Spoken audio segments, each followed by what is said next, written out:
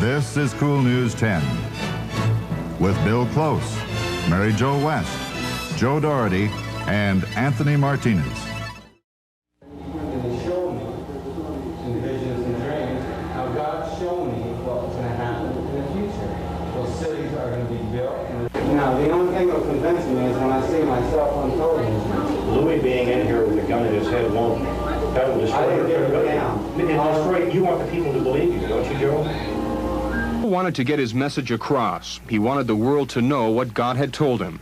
He also made it clear with a gun to production assistant Louis Villa's head and his arm around Villa's neck that he was willing to kill to get his story before the public.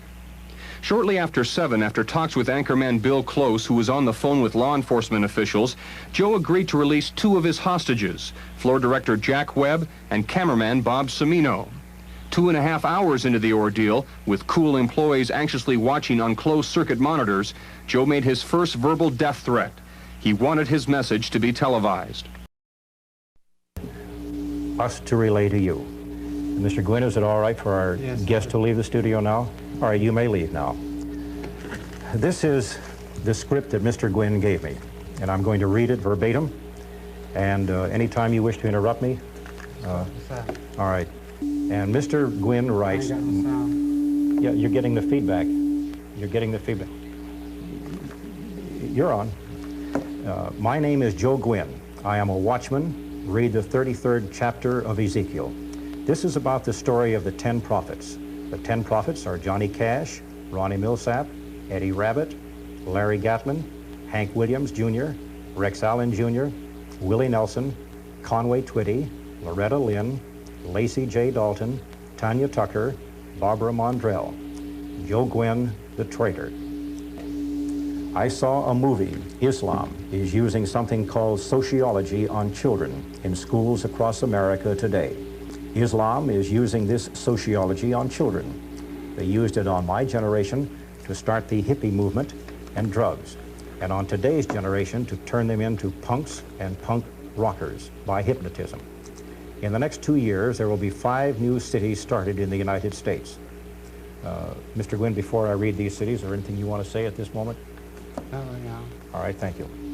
The Bible says that there would be an alliance between the 2 northern powers that border at the polar circle. Russia is one and Canada is the other, unless about 70 million people migrate to Canada and make it a power. This is in the Bible. The angel showed me, but I didn't write it down, like all my dreams and visions. Now with my first prediction. Stop. I have something to say for Reagan. Yes. Okay. I'm going to move this microphone over so that you can... Okay. Why don't you just hold it? Okay. President Reagan, Islam is using sociology on your son, Ricky. Ricky, tell your father what they're doing. They're using sociology and that they use it to turn you into a punk. This is our last chance. We can only do this when your father is in office. Let's stop these people.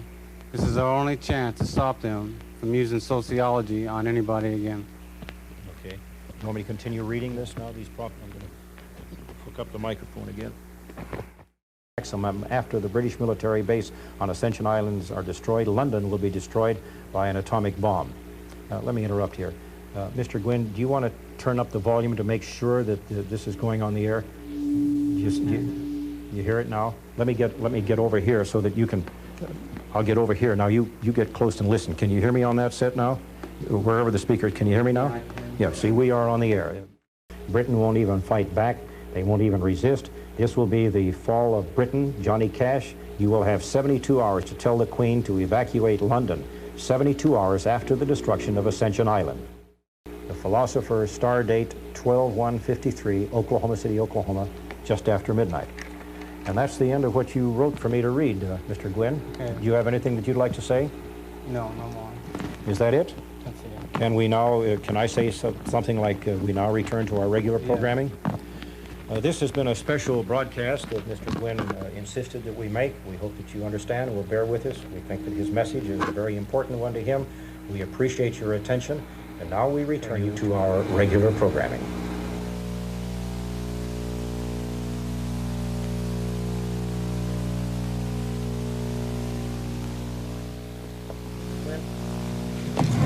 I got a sweaty palm. I want to shake hands with you. You really do, huh? You bet. I told you I was playing this fair.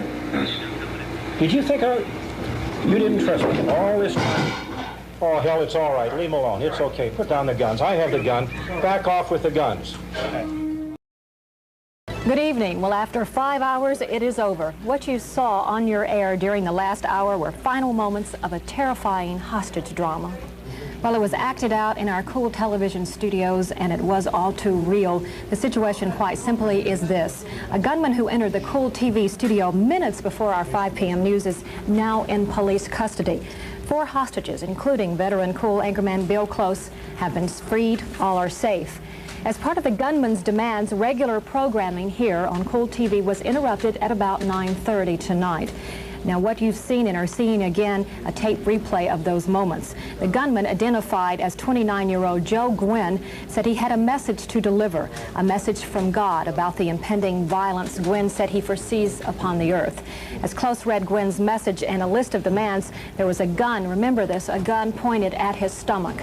Following the broadcast, Gwynn surrendered without resistance. There's a gentleman that's behind me right now who, well, we're all very proud of, Bill Close. And Bill, just would like to get some of your thoughts tonight. What went through your mind during those hours?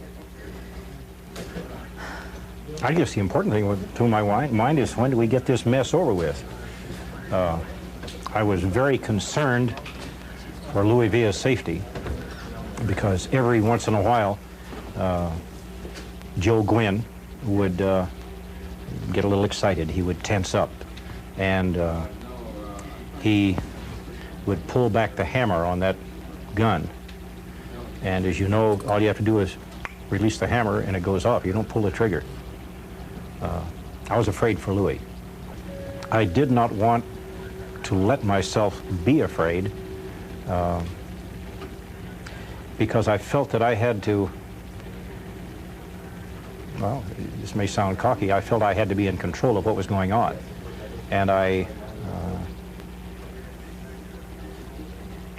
was afraid that he might, if his demands were not exceeded, to use the gun on Louis, and I was prepared to go for him. Were you? You bet. What would you have done? Grabbed the gun? No, I wouldn't have grabbed the gun. I'd have hit him where a woman is supposed to hit a man when the man has dishonorable intentions. You would have done it? You darn right. He's a heck of a guy. We're glad you're okay. Hey, so am I. You have a terrific vacation.